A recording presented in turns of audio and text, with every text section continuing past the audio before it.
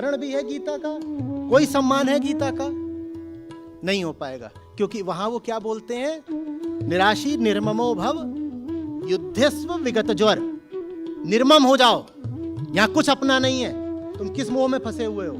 निराशी हो जाओ, तुम भविष्य को लेके क्या आशाएं बना करके बैठे हुए हो? ठीक अभी जो सही कर्म है उसको करो और लड़ो, युद्धस्व युद्धस्व युद्धस्व।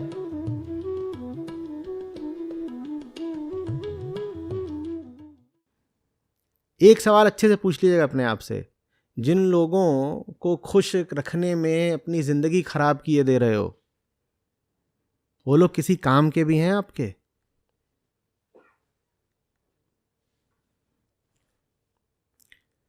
जिनके डर के साए में जिंदगी बिता रहे हो, वो उखाड़ क्या लेंगे आपका?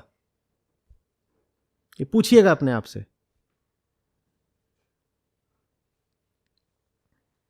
या जिनको पैसा वगैरह दिखा करके बहुत प्रभावित, इंप्रेस करते हो, वो तुमसे प्रभावित हो भी गए तो तुम्हें मिल क्या जाएगा? मिलता है कुछ? या जिनका पैसा रुतबा देख करके आप प्रभावित हो जाते हो, उनसे प्रभावित होकर आपको क्या मिल जाता है? ये सब किसी काम का है क्या? बस छाया रहता है लेकिन मन पर।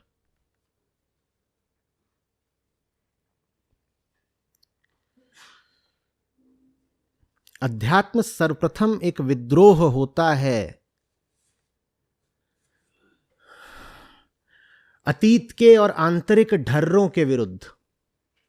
जो अतीत में चला आया है नहीं चलेगा अब, और जो भीतर भीतर लगातार चलता रहता है नहीं चलेगा अब।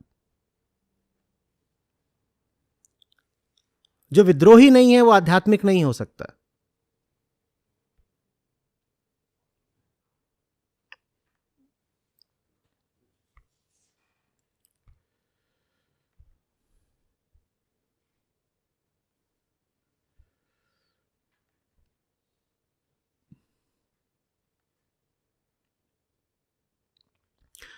कुछ जम रही है बात?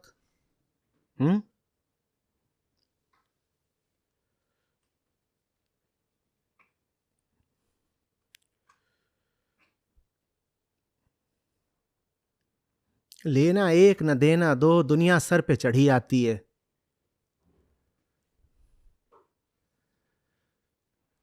और हम इस सर पे बिठाए भी रहते हैं। तुम हो कौन? यही सवाल होना चाहिए। हो कौन? क्यों सुने तुम्हारी?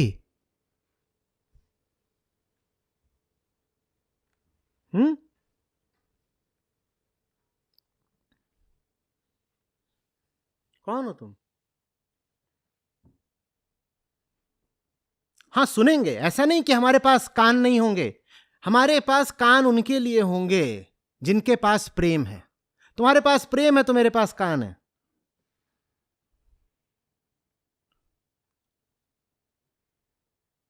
और अगर तुम्हारे पास प्रेम है तो फिर मेरे पास जबान भी है।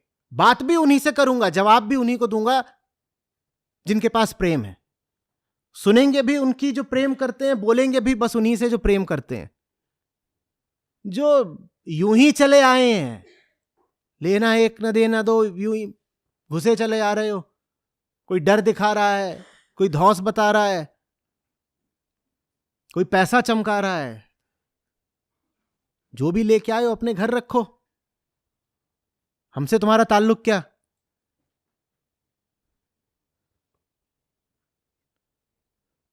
आज तक तुम्हारी मान भी ली तो तुमने हमें दे क्या दिया है?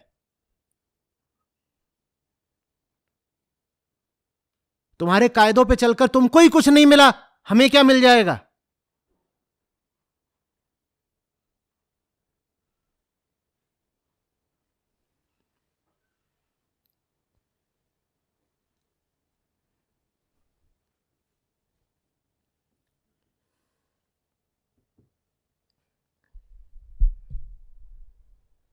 Healthy contempt. दुनिया के प्रति एक स्वस्थ अवमानना का भाव रखिए। कंटेम्प्ट, कैसी कंटेम्प्ट? हेल्दी कंटेम्प्ट बोल रहा हूं, ये नहीं कि बस जो मिला उसी को कह दिया है। जो कोई आक्रामक हो रहा हो, जिसके इरादे आपकी बाह मरोड़ने के हों, जो कोई चाहता हो आपको अपनी उम्मीदों के अनुसार चलाना, उसको बस यही सवाल, तू है कौन? Who are you? और जगत का काम है हर दिशा से आप पर चढ़े आना, वो यही चाहता है। और ये भी नहीं कि हर बार वो एक इंसान के रूप में ही आप पर चढ़ेगा। आप गुड़गांव जाइए, आप बंबई जाइए, वहां एक बड़ी इमारत है 50 मंजिली 70 मंजिली, आप उसके नीचे खड़े हो, आपको दिख नहीं रहा वो इमारत आप पे चढ़ी आ रही है। भीतर ये सतर्कता रहे, जैसे ही दिखे कुछ चढ़ा आ रहा है तुरंत क्या बोलना है कौन? वही रास्ता है। वे माने हु आर यू? तू है कौन?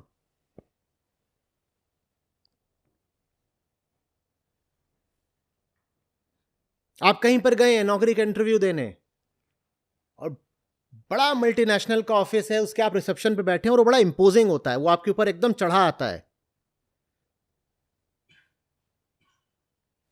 बहुत पैसा लगाकर वो रिसेप्शन बनाया जाता है ताकि आप जल्दी से प्रभावित हो जाएं, सरेंडर कर दें जल्दी से।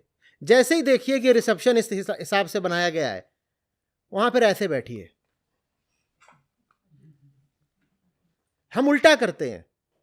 बदतमीज से बदतमीज आदमी भी जब किसी बड़ी कंपनी के रिसेप्शन पर बैठा होता है, किसी 5 स्टार होटल में जाता है, तो वहां वो बहुत तमीजदार और अदब वाला हो जाता है, कुल मिलाकर पालतू हो जाता है।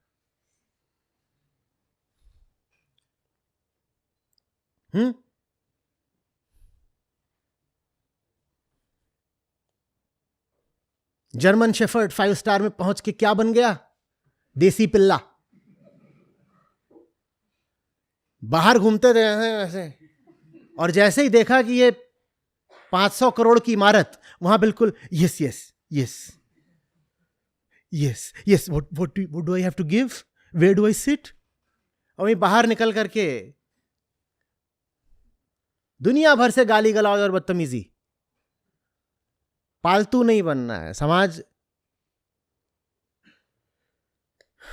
कि बाहुबल के सामने झुक नहीं जाना है।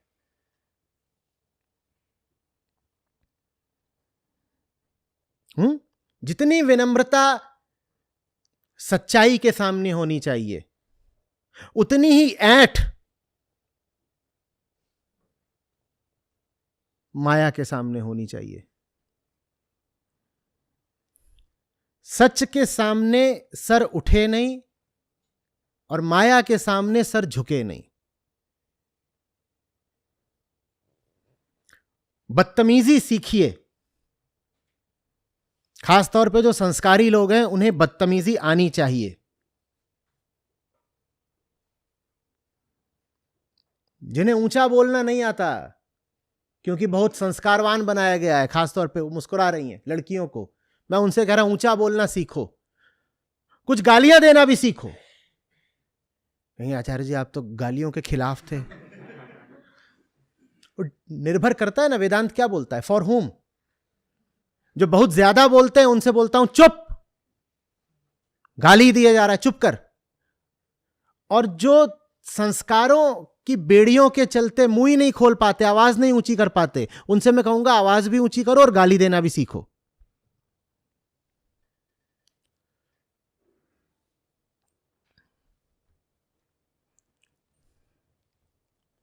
आ रही बात समझ में?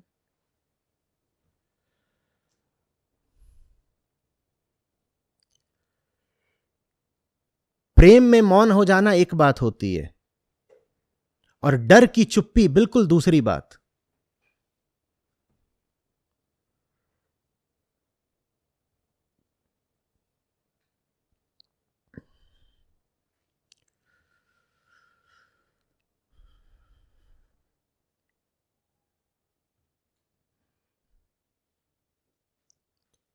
मुझे बड़ा मजा आता है देखने में लोग कितने तमीजदार हो जाते हैं एयरपोर्ट पर, फ्लाइट के अंदर,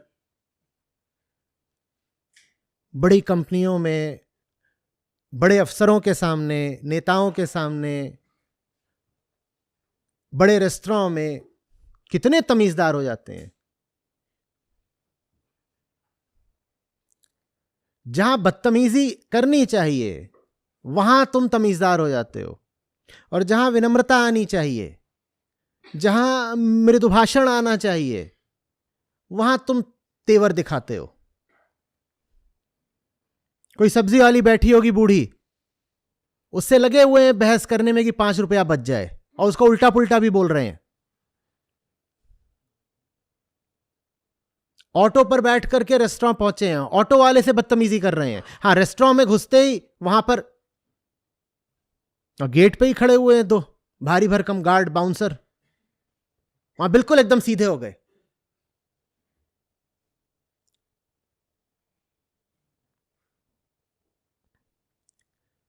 कमजोर के साथ नरम रहो और अत्याचारी के साथ एकदम गरम।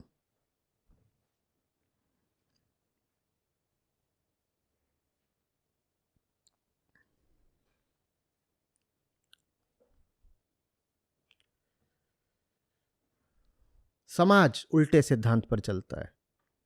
समाज और अध्यात्म की इसीलिए बनती नहीं आपस में। समाज कहता है ऊंचे लोगों से रिश्ता बना के रखो ना, नेटवर्किंग। अध्यात्म कहता है ऊंचा तो सिर्फ एक है, हमारी नेटवर्किंग तो उसी के साथ होगी। और बाकी जितने दुनिया में अपने आप को ऊंचा कहते हैं,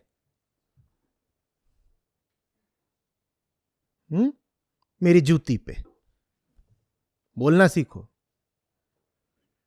एक है जो पूज्य है, एक है जिसको दिल दे दिया है, सिर्फ एक है जिसको सम्मान,